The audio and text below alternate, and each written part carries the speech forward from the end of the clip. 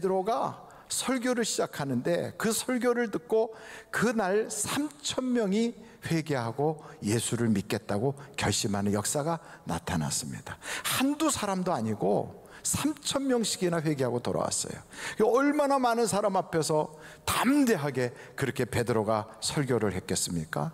한 번도 사람 앞에 서서 설교를 해본 적 없는 이 베드로가 그렇게 설교하게 된 것은 그가 성령 받기 이전의 베드로, 그리고 그 이후의 베드로가 완전히 달라져서 그렇습니다. 성령이 그에게 임하기 이전의 베드로는 두려움에 덜덜 떨던 사람이에요. 다 아시는 것처럼 조그만 계집아이가 뭐라고 해도 예수님 나 몰라, 나 예수 안 믿는 사람이야, 나 예수님 제자 아니라니까, 이러면서 심지어는 예수님을 욕까지 해가면서, 물론 그의 본심은 예수를 배신한 적은 없었겠지만 그는 삶을 통하여, 자기의 고백을 통하여 예수님을 부인한 그런 사람이었어요. 왜요? 두려워서 그랬어요. 두렵기 때문에 잡힐까봐, 불이익을 당할까, 어려운 일을 다 겪을까봐. 그래서 그 두려움 때문에 이 베드로는 예수님을 부인했던 사람이에요. 그런데 이런 베드로가 성령이 그에게 임하고 나니까 이 많은 사람 앞에서 담대해진 거예요.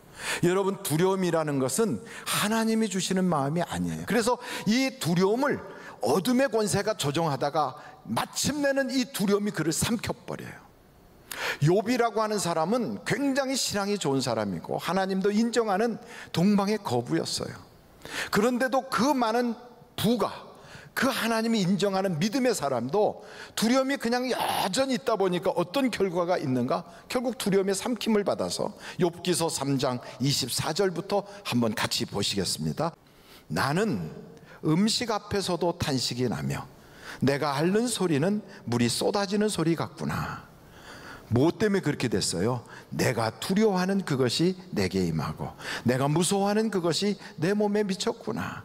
나에게는 평온도 없고 안일도 없고 휴식도 없고 다만 불안만 있구나. 여러분, 두려움이 계속 오거든 그 두려움을 그냥 두지 말고 그걸 쫓아내버려야 돼요. 아니, 두려움을 어떻게 쫓아냅니까, 목사님? 두려움은 그냥 물러가질 않아요. 두려움을 쫓아내야지 하면 그 고민이 더 커져요. 그래서 두려움은 하나님을 사랑하는 마음, 예수님을 사랑하는 마음이 있으면 두려움은 저절로 떠나가요. 그 집 문을 딱 걸어 잠그고요, 그리고도 두려워서 달달달달 떨었어요. 제자들이 누가 와서 잡아갈까봐, 예수님하고 관계 있다는 얘기를 할까봐 이렇게 둘둘 떨던 그 베드로, 그 제자들이요. 여러분, 성경 사도행전을 보시면 사도행전 한번 4장을 보세요. 사도행전 4장을 보시면 거기에 5절서부터 이튿날 관리들과 장로들과 서기관들이 예루살렘에 모였는데 대제사장 안나스와 가야바와 요한과 알렉산더와 및 대제사장의 문중이 다 참여하여, 이 사람들이 옛날에 바로 며칠 전에 예수님 잡아가고 예수님 십자가에 처형하는데 앞장섰던 아주 끔찍한 무시무시한 사람들이에요. 이걸 다 경험할 때 그 앞에서 조그만 계집아이가 뭐라 그래도 덜덜덜덜 떨었던 그 베드로가, 그 제자들이 이런 사람들 딱 서 있는데도 두려움이 없어졌어요. 그래서 어떤 일이 벌어지는가 여기 보십시다. 사도들을 가운데 세우고 7절부터예요. 너희가 무슨 권세와 누구의 이름으로 이 일을 행하였느냐? 이에 베드로가 성령이 충만하여 이르되 백성의 관리들과 장로들아, 만일 병자에게 행한 착한 일에 대하여 이 사람이 어떻게 구원을 받았느냐고 오늘 우리에게 질문한다면 너희와 모든 이스라엘 백성들은 알라. 너희가 십자가에 못 박고 하나님이 죽은 자 가운데서 살리신 나사렛 예수 그리스도의 이름으로 이 사람이 건강하게 되어 너희 앞에 섰느니라. 이 예수는 너희 건축자들이 버린 돌로서 집 모퉁이의 머릿돌이 되었느니라. 12절 우리 다 같이 읽겠습니다. 시작. 다른 이로서는 구원을 받을 수 없나니 천하 사람 중에 구원을 받을 만한 다른 이름을 우리에게 주신 일이 없음이라 하였더라. 그 무시무시한 사람들, 권세 있는 사람들, 그리고 능력 있어 자기를 당장이라도 잡아서 감옥에 집어넣고 죽일 수 있는 그 사람들 앞에서도 두렵지가 않아요. 성령을 받고 났더니 두려움이 싹 사라졌어요. 담대하게 말합니다. 예수 이름 외에는 구원 얻을 이름이 없다. 그래 너도 예수 믿어라 이렇게 얘기하는 거예요. 여러분, 저는 우리 하늘비전교회 모든 성도들이 성령으로 충만해지기를 간절히 바랍니다. 세상에 대한 염려, 걱정, 두려움들이 싹 사라져서 우리 주님이 믿음이 적은 자야 왜 염려하고 왜 두려워하느냐 하고 책망했던 그런 제자들이 아니라 내 믿음이 크도다 하고 칭찬받을 수 있는 주인공들이 다 되시기를 간절히 바랍니다. 두 번째는 이 베드로가 자기는 죄가 없는 줄 알았어요. 그리고 제자들은요 다 가룟 유다가 저게 나쁜 놈이지, 저게 예수 팔아먹었지 이러면서 자기들은요 문을 꼭꼭 걸어 잠그고 나서 그 속에서 숨어 있으면서 하나님 앞에서 가룟 유다 같은 그 못된 것, 그게 우리의 인생을 망가뜨렸어 이러면서 있었던 사람들이 성령이 그들에게 탁 임하니까 회개가 터졌어요. 하나님의 성령을 만나고 하나님을 만나는 사람들마다 성령의 그 능력을 통하여 회개가 터지기 시작해요. 회개가. 성경에 보면 이사야라고 하는 인물은 굉장히 말씀을 잘 증거하는 주의 종이에요. 성경 쫙 보다 보면 얼마나 설교가 유창한지. 그랬더니 그도 자기는 죄가 없는 줄 알았어요. 근데 하나님의 영광을 딱 보는 순간 그 앞에 꼬꾸라지는데, 여러분 이사야서 한번 찾아보겠습니다. 이사야서 6장입니다 1절서부터 한번 보겠습니다. 우시야 왕이 죽던 해에 내가 본즉 주께서 높이 들린 보좌에 앉으셨는데 그의 옷자락은 성전에 가득하였고, 누구를 보고 있는 겁니까? 성전 안에 계시는 하나님을 보고 있는 거예요. 누가요? 이사야가. 2절에 이렇게 되고 있어요. 스랍들이 모시고 섰는데 각기 6날개가 있어 그 둘로는 자기 얼굴을 가리었고 그 둘로는 자기의 발을 가리었고 그 둘로는 날면서 서로 불러 이르되, 어떻게 불렀어요? 거룩하다 거룩하다 거룩하다, 만군의 여호와여 그의 영광이 온 땅에 충만하도다 하더라. 이같이 화답하는 자의 소리로 말미암아 문지방터가 요동하며 성전의 연기가 충만한지라. 하나님의 성전 안에서 이사야가 하나님을 본 거예요. 그때 내가 말하되, 보세요 5절입니다. 그때 내가 말하되 화로다. 누가 화가 있다는 거예요? 나요 나요 나요. 전에는 너요 그랬거든요. 너가 죄인이다 이거예요. 내 눈에 티끌이 있다, 너가 허물이 있다 이렇게 말했던 사람이에요. 그런데 이 사람이 변했어요. 내가 망하게 되었군. 자기가 망할 죄인인 걸 몰랐어요. 그래서 여기서 이렇게 말해요. 이사야가 나여 망하게 되었도다. 나는 입술이 부정한 사람이여 나는 입술이 부정한 백성 중에 거하면서 만군의 여호와이신 왕을 비었음이로다 하였더라. 그때 그 스랍 중에 하나가 부젓가락으로 제단에서 집은 바 핀 숯을 손에 가지고 내게로 날아와서 그것을 내 입술에 대며 이르되, 보라 이것이 내 입에 닿았으니 내 악이 어떻게 됐다고요? 제하여졌고 그 다음에 내 죄가 사하여졌느니라. 여러분, 죄 없는 줄 알았어요. 자기는 괜찮은 줄 알았어요. 그런데 보니까 망할 자예요. 멸망당할 자인 걸 몰랐던 거예요. 그래서 여기에 보니까 예수님의 제자들 전부 다 앉아서 서로 너가 배신자야, 너가 그때 부인했어, 너는 그때 예수 팔아먹었어, 막 이러는 소리만 하는 거예요. 이 사람들은 자기들은 죄가 없는 줄 알고 누가 예수님의 우편 앉을까, 누가 좌편 앉을까, 누가 더 공이 큰가 이런 거나 따지고 있었거든요. 누가 더 대단한가, 이런 생각으로 꽉 차 있었던 이 사람들 속에 하나님을 딱 만나는 순간, 성령님이 그들에게 딱 찾아오는 순간 회개가 터져 나오는 거예요. 내가 죄인입니다. 내가 죄인입니다. 여기 회개가 터져 나오니까 이 멸망당할 그 사람이라는 걸 깨닫고 나서 하나님께 꼬꾸라지는 거예요. 여러분, 우리나라의 부흥의 역사가 1907년 평양 장대현 교회에서부터 시작이 됐대요. 그때 일어났던 첫 번째 사건이 뭐냐? 회개운동이에요. 회개운동. 그 이후에 제2차 대각성 운동이 우리나라에서 일어날 때 60년대 대한민국 전쟁이 끝나고 나서 사람들이 피폐하고 먹고 살기가 어려운 바로 그때 대한민국에서 제2차 회개운동과 함께 나타난 것이 성령의 은사운동이에요. 그게 확 일어나면서 한강의 기적이 일어나고 교회들마다 부흥의 물결이 일어나고, 저는 우리 대한민국에 일어났던 그 성령의 역사와 회개운동이 우리 한국 땅에, 우리 교회에, 우리 가정에서 다시 일어나야 될 줄로 믿습니다. 제가 리치몬드라고 하는 저 미국에 있는 교회에 전도사로 있을 때예요. 그 당시에 제가 모시고 있었던 담임 목사님은 조남이 배훈 목사님이셨고요. 그때 그분이 쓴 책이 인생을 다시 한번이라고 하는 아주 참 귀한 책을 쓰신 존경하는 목사님이세요. 그 목사님 교회에서 저보고 교육부서 맡아라 하고 전도사를 시켜서 청소년부를 맡고 있을 때예요. 근데 청소년들을 데리고 이제 여름철 수련회를 떠나게 됐는데 한 3일 정도 수련회를 하게 된 건데요. 이 녀석들을 보니까 대책이 없어요. 얼굴을 보니까 코에다가 구멍을 뚫어서 여기다가 뭘 끼웠어, 이렇게. 그래가지고 여기서부터 거기다가 뭘 이렇게 달아가지고 입술 끝에다가 이렇게 꼈어요. 어이구, 제가 한국 사람 맞나? 이런 생각이 들 만큼. 그리고 어떤 아이는 머리를 양쪽을 다 빡빡 깎았어요. 그리고 가운데 머리만 남겼는데 로마 군인처럼 머리를 쫙 세웠어요. 이러고 왔어요. 그리고 어떤 아이는 가죽 장갑을 딱 꼈는데 손가락이 다 나오고 여기다가 쇠를 박은 그런 가죽 장갑을 딱 끼고 아주 몸에서 술 냄새, 담배 냄새가 풀풀 나는 녀석이 청소년부라고 온 거예요.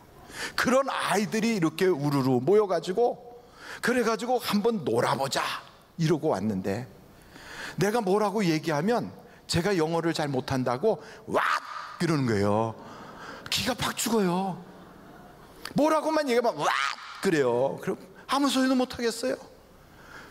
그 아이들을 데리고 3일 동안 수련회를 갔는데 아주 그냥 굉장히 또 멀리까지 그렇게 그냥 그 봉고차 거기는 벤이라고 하는 차를 타고 여러 아이들을 데리고 갔는데요.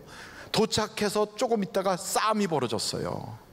여자아이들하고 남자아이들하고 패싸움 하듯이 막 코피도 터지고 막 싸웠는데 아주 단순한 거예요. 짐을 여자애들이 여기다 놨는데 남자애들이 저거 치워라, 그리고 거기다 자기들이 짐을 놓겠다고 하다가 싸움이 붙은 거예요. 전도사인 제 말은 아예 무시를 해요. 듣지도 않아. 자기들끼리 막 싸우고 난리가 났어요. 이야, 그거 뜯어말리다 저도 맞았어요. 얼마나 답답한지. 그래가지고 주저앉아서 눈물이 나더라고요. 말도 잘 안 통해, 말도 안 들어, 대책이 없어. 이건 뭐 어떻게 해야 될 줄가 모르겠어요. 그래갖고 눈물이 나서 주저앉았고 눈물을 흘렸더니 거기에 좀 안쓰럽게 생각한 착한 애들 몇 명이 오더니 전도사님 울지 마요, 힘내요, 우리 같이 기도해요 그러더라고요. 그래 우리 기도하자. 막 기도를 했어요. 그 기도를 하는데 갑자기 기도를 하는데 아이들이 점점점 모이기 시작하는 거 있죠, 기도하는 쪽으로. 그러더니 갑자기 그 기도하는 아이들 중에 몇 아이들이 막 울면서 방언이 펑 터졌어요. 방언이. 할렐루야. 요쯤에서 아멘을 해야 되거든요. 방언이라는 것을 전혀 모르고 있던 아이들이, 저는 그 아이들이 방언 터질 거는 상상을 못했어요. 방언이 터진 정도가 아니라 막 진동이 오고 막 애들이 막 울고불고 난리가 나니까 뒤에 서 있었던 애들, 저기 건달패 같은 애들이, 다른 애들이 그렇게 되니까 미쳤다고 와서 구경한다고 이렇게 와서 쳐다보다가 지들도 막 방언이 터져가지고, 그래가지고 막 애들이 막 둥글고 난리가 났어요. 전도사가 할 일이 하나도 없어요. 하나님이 다 하셨어요. 하나님이 역사하니까 쉽게 그냥 싹 끝나버리는 거예요. 제가 그 리추릿이라고 하는 수련회를 가고 3일 동안 설교를 한 번도 안 했어요. 설교도 못하거니와 해도 애들이 알아듣지도 못하는데 설교를 하나도 안 했어요. 그냥 하나님이 직접 역사하니까 애들이 그냥 막 서로 붙잡고 울고불고 막 기도하고 방언 터지고 막 성령의 역사가 일어나니까 완전히 달라졌어요. 애들이요, 여기다 꼈던 거 지들이 다 뽑더라고. 이거 머리 이렇게 했던 애가 가위 가지고 지가 잘라버려. 이거를 장갑 이렇게 꼈던 애도 장갑 벗고요. 그 애들의 얼굴이 바뀌어버려. 얼굴이 거친 언어를 막 툭툭 내뱉고 말마다 싸울 수 있는 그런 아주 거친 말을 욕설이 막 들어가는데 그런 말들이 싹 바뀌었어요. 3일 만에 애들이 완전히 달라졌어요. 제가 봐도 이렇게 괜찮은 애들이 없을 만큼 막 오는데 누가 시키지 않아도 막 찬송 부르고 자기들끼리 막 손 붙잡고 좋다고 울고불고, 갈 때는 싸워서 울더니 올 때는 찬송 부르며 좋아서 울더라고요. 그리고 돌아왔는데 이 아이들이요, 집으로 가갖고 집이 다 발칵 뒤집어졌어요. 부모들이 도대체 애들이 어떻게 이렇게 바뀌었냐고, 애들이 너무 공손해졌다, 애들이 변했다, 정말 하나님이 살아계시구나, 내 자식이 변한 거 보니까 하나님이 역사하신 거 틀림없다, 이러면서 교회로 막 몰려오는데, 그때 샌프란시스코의 청소년들이요 완전히 부흥의 역사가 일어났어요. 하나님의 역사가 나타나니까 그 아이들의 속에 있는 모든 귀신들이 싹 떠나가 버리고요, 회개 운동이 일어나기 시작하고 완전히 변하는 거 있죠. 그전에는 마음도 열지도 않고 애들이 그냥 욱하고 막 그냥 으르릉 거리고 학교별로 때를 모아가지고 서로 싸우고 이러던 애들이 완전히 달라졌어요. 저는 그걸 보면서 하나님께서 이 대한민국에 역사하시면 한국도 변할 줄로 믿습니다. 하늘 비전교회 우리 하나님이 역사하시면 하늘 비전교회가 더 좋아질 줄로 믿습니다. 우리에게 역사하시면 우리 속에서도 하나님이 개혁의 역사가 일어날 줄로 믿습니다. 하나님의 역사가 꼭 필요한 거예요. 꼭 필요해요. 제자들 속에서 하나님의 역사가 일어나니까요, 이 제자들이 그 전까지만 해도 으르르르 그리고 막 가룟 유다만 나쁘다고 했던 이들이 자기가 죄인이라고 다 바뀌었어요. 완전히 달라졌어요. 사랑의 공동체가 일어나는 거예요. 세 번째는 이 베드로 그리고 그 외의 모든 사도들은요, 주님의 일이라면 귀찮은 거예요. 뭐라고 시키려고 그러면 그냥 뭐 사람 때문에 지쳤어. 그래갖고 어떤 사람들은요 실망해갖고 저 엠마오로 내려가 버려요. 그냥 어디로 도망갈 길만 찾아요. 피할 길만 찾아요. 열심은 없어요. 신앙도 없어요. 사랑도 없어요. 소망도 없어요. 사람에 대한 기대심도 없어요. 아무것도 없어요. 기도하자고 모이면 그 모인 기도의 시간에 여기다가 칼을 넣고 와요. 기도의 시간에. 누가 그랬어요? 베드로가 그랬다니까. 겟세마네 동산에 주님과 기도하러 가면서도 칼을 품고 가요. 마음에 안 들면 끄집어내 갖고 그냥 사람을 죽이려고 내리치는 거예요. 기도하러 가면서. 그래가지고 다른 사람 엉뚱한 말고의 귀가 뚝 잘라져 버렸잖아요. 이게 지금 기도하는 모임이 그래요. 그것뿐이에요. 조그만 계집아이가 뭐라고 그래도 그냥 벌컥 뒤집어져서 막 시험 받아가지고 다 예수 모른다고 그래요. 그리고 마음의 문을 다 닫아버려서 멀찍이서 방관하고 쳐다봐요. 열심은 없어요. 기대도 안 해요. 하나님의 일을 하는 건 다 손해라고 생각해요. 하나님께 부담되는 거, 뭐 하나님이 나에게 뭐 시키는 건 다 부담이라고 여겨서 열정도 없어요. 이랬던 그들이 성령이 그들에게 임하니까, 누가 임하시니까? 성령이 그들에게 임하시니까 완전히 달라졌어요. 여러분, 이 성경을 한번 보십시오. 사도행전 2장 마지막 부분을 한번 볼까요? 43절부터 보세요. 43절. 성령이 그들에게 임하고 나니까 사람마다 두려워하는데 사도들로 말미암아 기사와 표적이 많이 나타나니 믿는 사람이 다 어떻게 하고 있어요? 함께 있어 모든 물건을 서로 통용하고 또 재산과 소유를 팔아 각 사람의 필요를 따라 나눠주며 꽉 움켜쥐고 있던 걸 피기 시작해요. 이제 다른 사람에 대한 사랑의 마음이 있어요. 마음이 열려졌어요. 날마다 마음을 같이하여 성전에 모이기를 힘쓰고. 여러분, 어떻게 하든지 안 모이려고 그래. 얼굴 보기 싫어서 피해가고 싶어. 누가 부르면 될 수 있으면 안 들은 척해. 이랬던 사람들이요 모이기에 힘써요. 집에서도 막 떡을 떼요. 떡을 떼려면 떡을 해야 될 거 아니에요. 떡 안 해요? 떡을 해야지요. 기쁨과 순전한 마음으로 음식을 먹고, 음식을 먹으려면 누군가가 수고를 해야 될 거 아니에요. 전에 같으면 뭐 이런 거 하라 그러면 왜 나만 시키냐고 그러고, 왜 우리만 부르냐고, 귀찮게 왜 그런 걸 하느냐고 그러고 이랬던 그 사람들이요, 이제는 나는 고기 잡이러 하여 가리라. 왜? 싫거든. 나는 세상으로 나아가리라. 이랬던 사람들이에요. 나는 고기나 잡으러 갈게. 그럼 나도 가자. 이랬던 사람들이에요. 완전히 달라졌어요. 이들이요 어떻게 계속 변하는가 보십시다. 하나님을 찬미하며 또 온 백성에게 칭송을 받으니 주께서 구원받는 사람을 날마다 더하게 하시니라. 열정이 회복이 돼. 열정이. 하나님의 일에 대한 열심이 막 불타오르기 시작하는 거예요.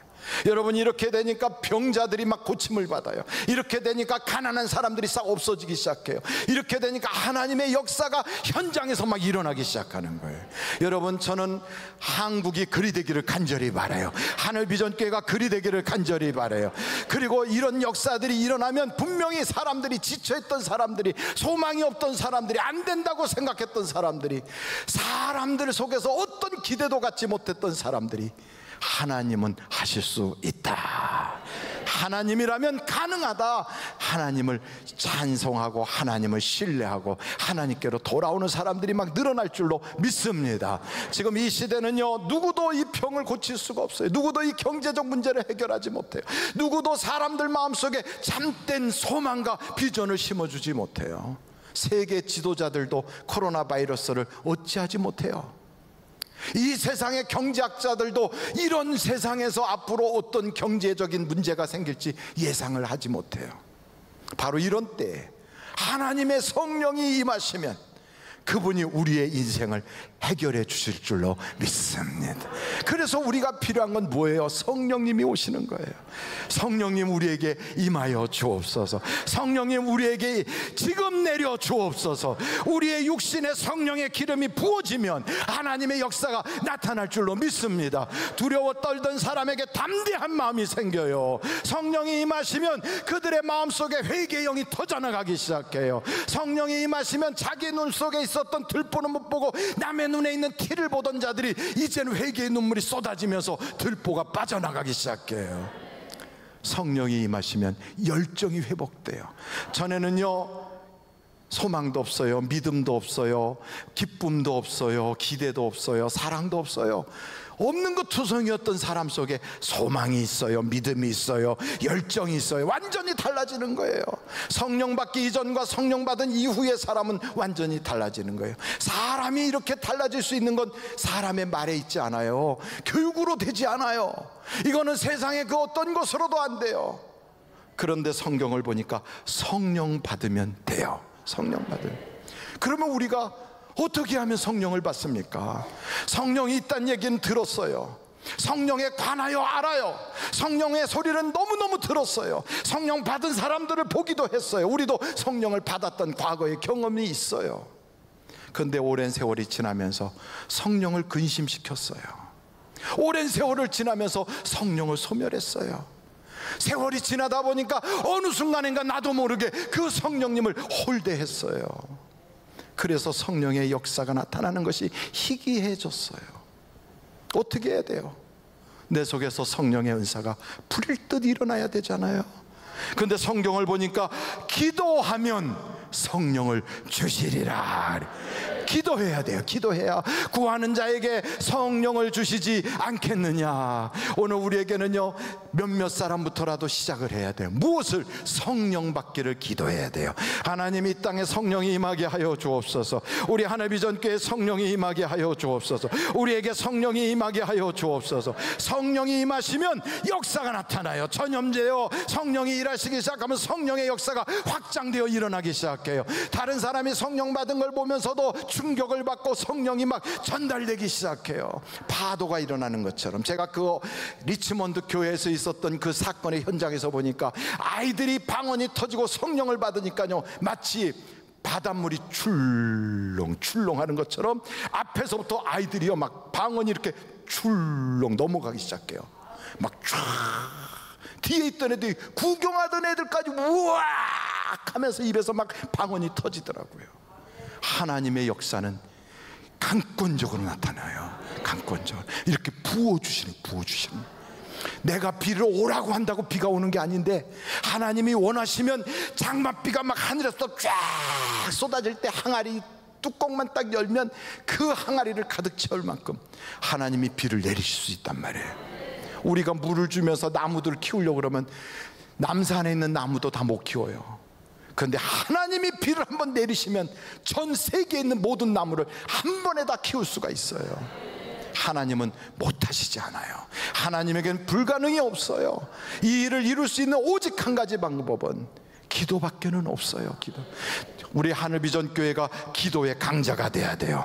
기도가 회복돼야 돼요. 기도로 하나님이 이루실 기적을 꿈꾸는 자들이 되어야 돼요. 기도로 그 기적을 우리가 누려야 돼요. 제가 그래서 여러분에게 요청하고 있어요. 뭘 요청합니까? 기도할 사람들만 한번 손들어 보세요.